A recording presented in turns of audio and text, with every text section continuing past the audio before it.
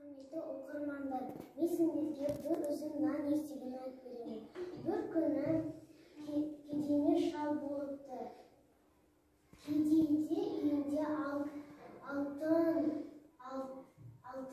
көбек алтыны бар болыпты. Сол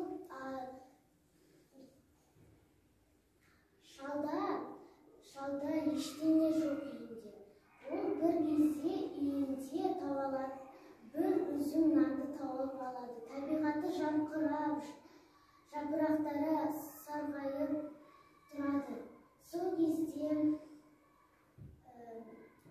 кедей ағашқа алтынмен мініп алады. Сол кезде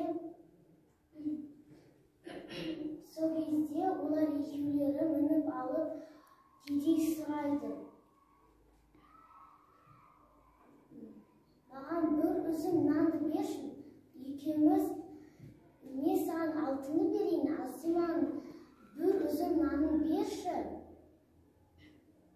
Сол кезде айтады: "Жоқ, бермеймін" дейді. Сол кезде кедей қарнашып ағаштан құлай бастайды. Кедей үйінде жатып ауыра бастағанда ол бір үзім нанын алып, үйде бір үзім нанын қалдырып кетеді. Сол кезде кедейдің үйіне келе жатқан кезде оған бір үзім нанын береді. Оқушылар, кітапты оқыңдар, мен сендерге сәтті тілеймін.